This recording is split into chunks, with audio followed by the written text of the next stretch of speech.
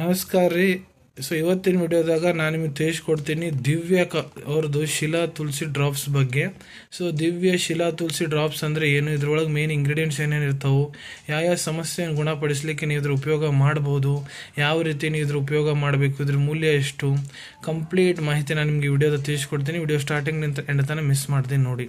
So ನೋಡಿರಿ, ದಿವ್ಯ ಶಿಲಾ ತುಳಸಿ ಡ್ರಾಪ್ಸ್ ಇದನ್ನ ಎಲ್ಲಿ ಉಪಯೋಗ ಮಾಡ್ಲಾಗ್ತೈತಪ್ಪ ಅಂದ್ರೆ ನೋಡ್ರಿ, ನಿಮ್ಗೆ ಯಾವುದೇ ರೀತಿ ಕೆಮ್ಮು ಐತಿ, ನೆಗಡಿ ಐತಿ, ಗಂಟಲ್ದಾಗ ಏನರ ಸಮಸ್ಯೆ ಆಗಾಕೊಂತೈತಿ, ಇಲ್ಲ ಶ್ವಾಸಕೋಶ ಸಂಬಂಧಿತ ಏನರ ತ್ರಾಸ ಐತಿ, ಇಲ್ಲ ನೀವು ಒಂದು ರೋಗ ಪ್ರತಿರೋಧಕ ಕ್ಷಮತೆ ಏನೈತೆ ನೋಡ್ರಿ ಭಾಳ ಜಾಸ್ತಿ ವೀಕ್ ಐತೆ ಅಂದ್ರೆ ರೋಗ ಪ್ರತಿರೋಧಕ ಕ್ಷಮತೆನ ಗಟ್ಟಿ ಮಾಡ್ತೈತಿ, ನಿಮ್ಗೆ ಲಘು ಲಘು ಜಡ್ ಬರಲಾರ್ದಂಗೆ ನೋಡ್ಕೊಂಡು ಹೋಗ್ತೈತಿ, ನಿಮ್ಮ ಸ್ಟ್ಯಾಮಿನಾವನ್ನು ಹೆಚ್ಚಿಸ್ಲಿಕ್ಕೆ ಕೆಲಸ ಮಾಡ್ತೈತಿ, ನಿಮ್ಮ ಆಯುಷ್ಯನ್ನು ಹೆಚ್ಚಿಸ್ಲಿಕ್ಕೆ ಇದು ಕೆಲಸ ಮಾಡ್ತೈತಿ.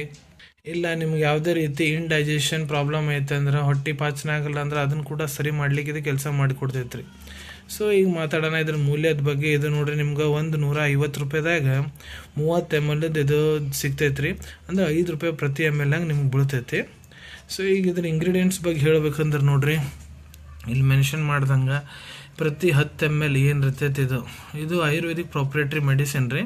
ಪ್ರತಿ 10 ml ಲಿಕ್ವಿಡ್ ಒಳಗಡೆ ನಿಮ್ಗೆ ಏನಿದೆ, ಇದು ರಾಮ ತುಳಸಿ 2.5, ಬರ್ಬರಿ ತುಳಸಿ, ಮತ್ತು ನಿಂಬ ತುಳಸಿ, ಕಟಿರಾಜ ತುಳಸಿ, ಮತ್ತು ಶುದ್ಧ ಶಿಲಾಜಿತ್ ಎಕ್ಸ್ಟ್ರಾಕ್ಟ್, ಇವೆಲ್ಲ ಇದ್ರಾಗ ಇಂಗ್ರೀಡಿಯೆಂಟ್ಸ್ ಇರ್ತಾವ್ರಿ. ಇದನ್ನೆಲ್ಲ ಹಾಕಿಂದ ಇದು ತಯಾರಾಗ್ತೈತಿ.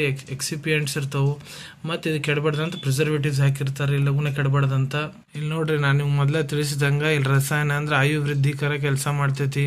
ಕೆಮ್ಮು, ನೆಗಡಿ, ಪ್ರತಿಶಯ ಅಂದ್ರೆ ನೀವು ಬಹಳ ನಿಮ್ಮ ನೆಗಡಿ ಸಮಸ್ಯೆ ಏನಾರ ಐತೆ ಅಂದ್ರೆ ಅದನ್ನು ಕೂಡ ಆರಾಮ್ ಮಾಡಿಕೊಡ್ತೈತಿ. ಅಗ್ನಿಮಂದಿ ಇಂಡೈಜೆಷನ್ ಪ್ರಾಬ್ಲಮ್ ಸಾಲ್ವ್ ಮಾಡ್ತೈತಿ.